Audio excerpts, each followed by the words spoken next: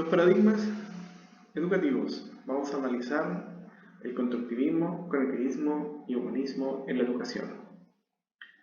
Esta actividad se hace en función del cumplimiento de la asignatura de Psicología Educativa y Corrientes Psicopedagógicas Contemporáneas.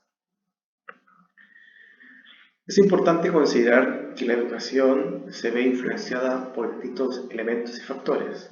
Uno de ellos son los paradigmas educativos o corrientes psicoeducativas que a su vez se desagregan y pueden establecer algunos modelos educativos.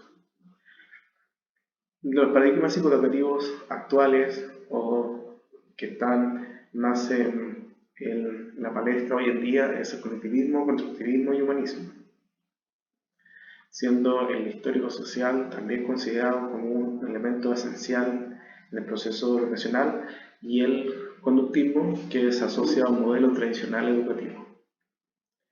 La relación de los paradigmas psicoeducativos con la educación. Es importante considerar que un paradigma puede establecer un modelo educativo.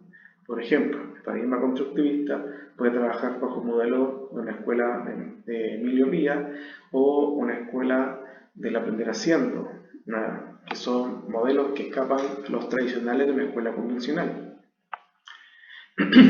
Pero a veces, al momento de poder establecer un modelo educativo, eso significa que la manera de cómo se va a entregar la educación en ese establecimiento educacional va a ser distinta. Por lo tanto, va a tener una gran incidencia en la planeación didáctica del docente. Esto a su vez va a establecer que el docente busque las maneras de poder desarrollar y valorar el aprendizaje en su estudiante.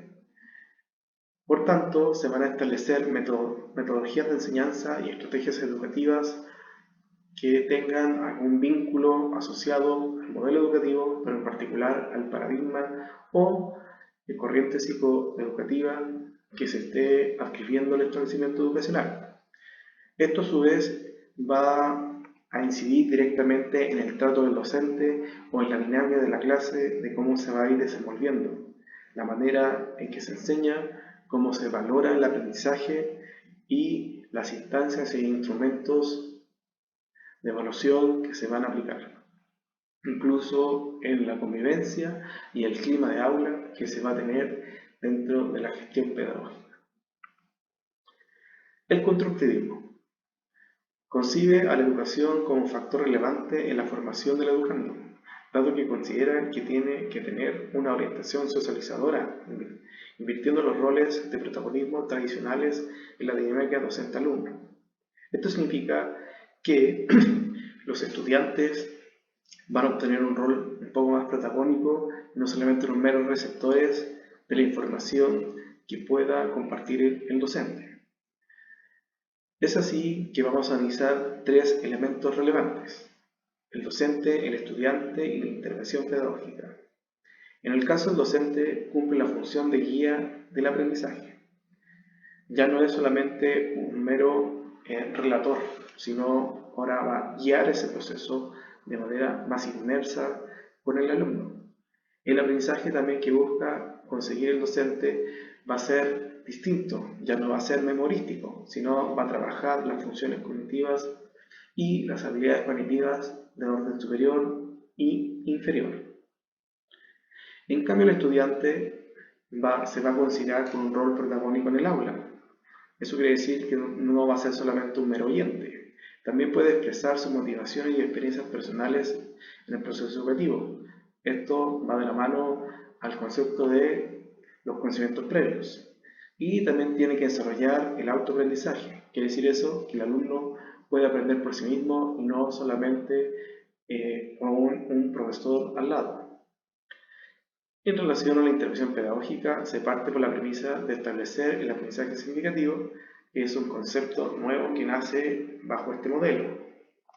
Y es necesario promover el aprendizaje social en el aula. Esto quiere decir que el aprendizaje significativo va a ser un aprendizaje que trasciende en el tiempo y es relevante para el alumno, y que sea social en el aula quiere decir que ya no tiene que estar sentado de manera rígida en su pupitre, sino puede hacer trabajos en grupos. El constructivismo Concibe el aprendizaje como un proceso de interacción social, dado que el aprendizaje se encuentra condicionado por características sociales, físicas, culturales, políticas y económicas del sujeto que está aprendiendo. Desde el punto de vista docente, él cumple el rol de mediador del aprendizaje, ya no solamente un guía, sino media los procesos en función de los intereses y conocimientos previos que tenga el estudiante.